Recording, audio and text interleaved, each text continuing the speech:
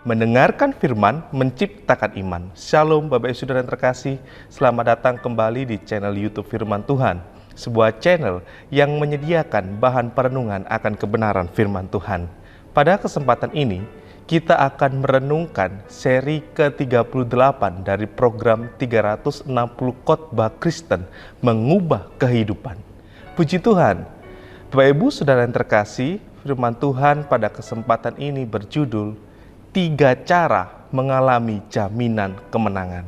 Terambil di dalam Yosua pasal 5 ayat 1-15. Namun pada kesempatan ini saya akan membacanya untuk Bapak Ibu Saudara di ayat 1-12. Demikianlah kebenaran firman Tuhan. Ketika semua raja orang Amori di sebelah barat sungai Yordan dan semua raja orang Kanaan di tepi laut mendengar bahwa Tuhan telah mengeringkan air sungai Yordan di depan orang Israel sampai mereka dapat menyeberang, tawarlah hati mereka dan hilanglah semangat mereka menghadapi orang Israel itu. Pada waktu itu berfirmanlah Tuhan kepada Yosua, buatlah pisau dari batu dan sunatlah lagi orang Israel itu untuk kedua kalinya. Lalu Yosua membuat pisau dari batu dan disunatnyalah orang Israel itu di bukit kulit katan. Inilah sebabnya Yosua menyunat mereka. Semua orang yang keluar dari Mesir, yakni yang laki-laki, semua prajurit telah mati di padang gurun di tengah jalan setelah mereka keluar dari Mesir.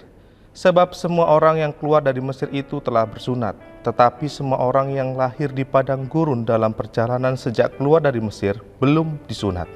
Sebab 40 tahun lamanya orang Israel itu berjalan melalui padang gurun, sampai habis mati seluruh bangsa itu, yakni prajurit yang keluar dari Mesir, yang tidak mendengarkan firman Tuhan.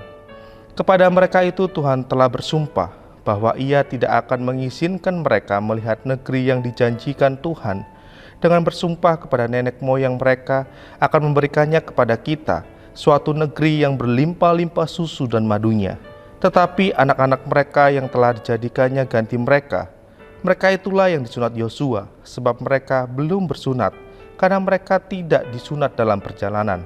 Ayat yang ke-8, setelah seluruh bangsa itu selesai disunat, maka tinggallah mereka di tempatnya masing-masing di perkemahan itu sampai mereka sembuh. Dan berfirman Tuhan kepada Yosua, hari ini telah kuhapuskan celah Mesir itu daripadamu. Itulah sebabnya nama tempat itu disebut Gilgal sampai sekarang. Sementara berkemah di Gilgal, orang Israel itu merayakan Paskah pada hari yang ke-14 bulan itu, pada waktu petang di dataran Yeriko. Ayat yang ke-11, lalu pada hari sesudah Paskah, mereka makan hasil negeri itu, yakni roti yang tidak beragi dan bertih gandum pada hari itu juga.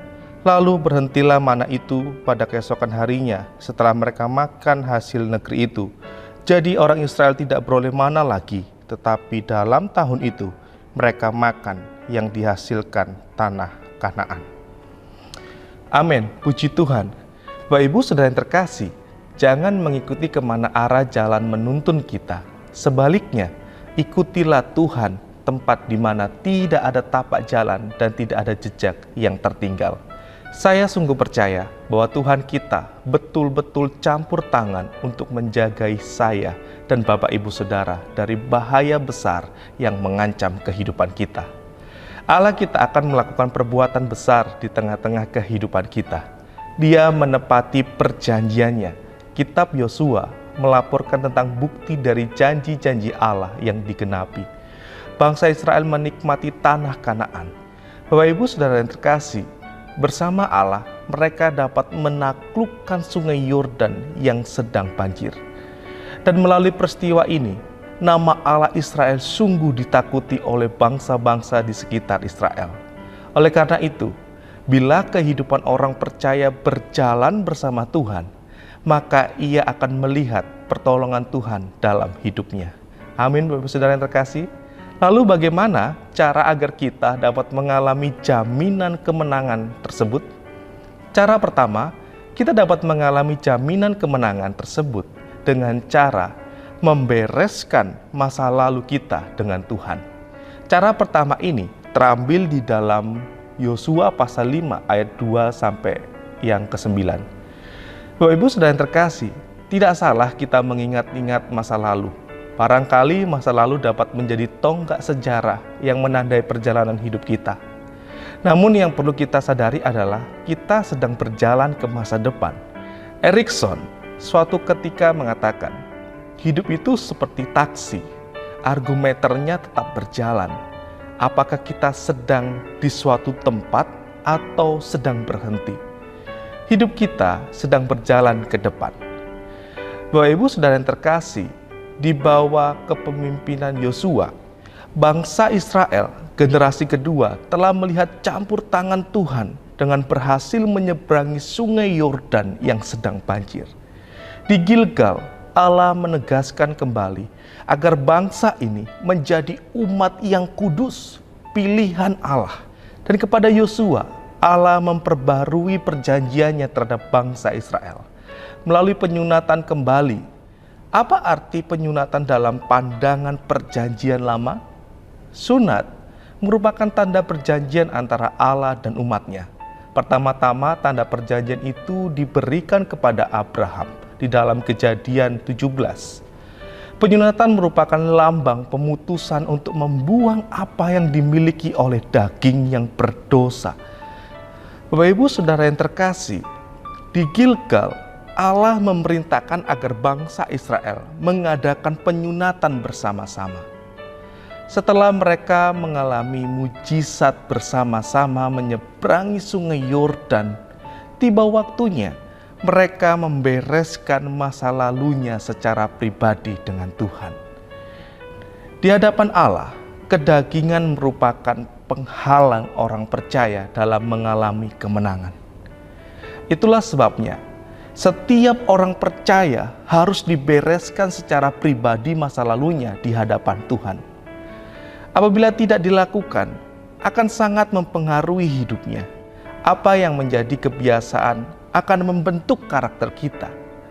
Bapak Ibu Saudara yang terkasih, kita tidak dapat mengalami tingkat hidup yang lebih tinggi bila kita masih menyeret masa lalu. Jangan membawa beban untuk melangkah ke masa depan. Mungkin di waktu-waktu kita yang lalu, kita pernah mengalami kegagalan, kekecewaan, kebencian, sakit hati, kebiasaan buruk, bahkan juga dosa. Kita harus memutuskan atau membereskan masa lalu tersebut. Jangan ada yang kita sembunyikan dalam kehidupan kita. Meskipun hal tersebut kita sembunyikan dari orang lain, tetapi apa yang kita sembunyikan tersebut adalah skandal yang terbuka lebar di mata Tuhan. Ingat, kemenangan di masa depan hanya dapat dinikmati oleh jiwa pemenang dari ikatan masa lalu. Mari kita bereskan hal tersebut dan meminta ampun kepada Tuhan. Cara kedua, kita dapat mengalami jaminan kemenangan apabila kita mempercayakan masa kini kepada Tuhan. Cara kedua ini terambil di dalam Yosua pasal 5 ayat 10-12.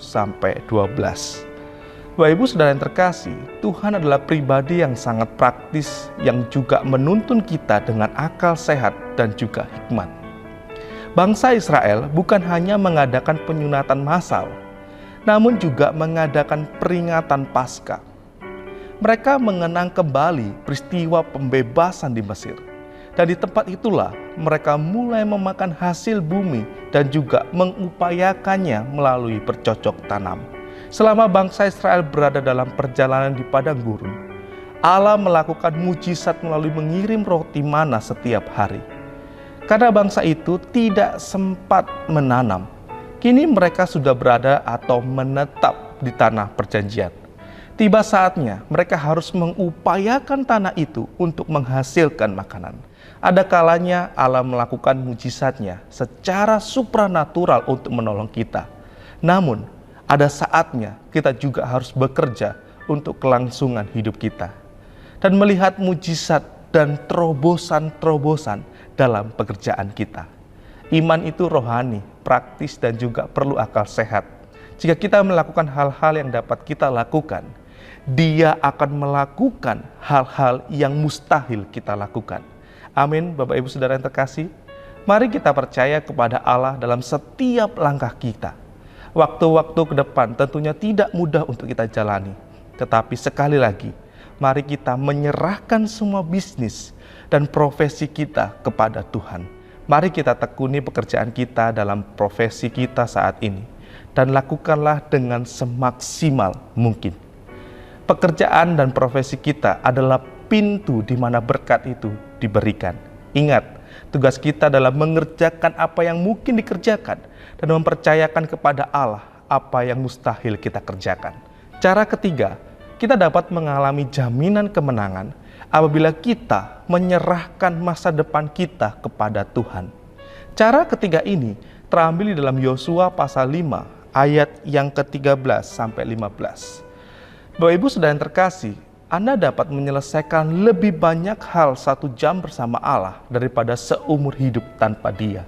Ketika melayangkan pandangnya, Yosua melihat malaikat Tuhan datang menghunus pedang. Perjumpaan dengan malaikat Tuhan inilah membuktikan bahwa Allah benar-benar bersama mereka, memimpin mereka, dan menjamin kemenangan mereka. Malaikat itu menegaskan agar Yosua melepaskan kasutnya. Kekudusan merupakan hal yang mutlak apabila kita ingin mengalami pimpinan Tuhan dan jaminan kemenangan dari Tuhan. Bapak Ibu Saudara yang terkasih, dalam Perjanjian Lama, Allah seringkali menampakkan diri dalam bentuk fisik. Teofani merupakan bukti bahwa dalam Perjanjian Lama, Allah menampakkan diri dalam bentuk fisik dan terlibat langsung dalam kehidupan umatnya. Sebagai contoh adalah tiang awan dan tiang api. Dan dalam Perjanjian Baru, Allah manunggal bersama-sama umatnya dalam wujud Yesus. Penyertaan Tuhan bukan berarti kita bebas dari masalah dan tantangan. Yosua masih diperhadapkan dengan tembok Yeriko. Namun ketika Tuhan memimpin di depan bangsa itu, mereka mengalami kemenangan. Berserah dan berlutut adalah langkah yang harus kita lakukan untuk mengalami pimpinan Tuhan setiap hari. Berilah perhatian lebih besar pada apa pendapat Allah tentang kita daripada apa pendapat orang lain tentang kita. Jalani hidup Bapak Ibu Saudara berdasarkan apa yang Allah katakan dalam hidup Bapak Ibu Saudara, bukan kata orang tentang Bapak Ibu Saudara. Sebab sekalipun kita berbuat baik, pasti ada yang menilai kebaikan tersebut menjadi hal yang buruk. Mari kita menyerahkan masa depan kita kepada Tuhan. Kita selaraskan langkah kaki kita dengan rencana Tuhan, maka Ia akan membawa kita kepada sesuatu yang menakjubkan. Amin. Demikian seri 38 dari 360 khotbah Kristen mengubah kehidupan. Jika Bapak Ibu Saudara merasa terberkati dengan renungan ini, bisa like, komen, dan bagikan renungan ini kepada saudara-saudara seiman yang lainnya, sehingga mereka juga diberkati. Sampai jumpa di seri selanjutnya.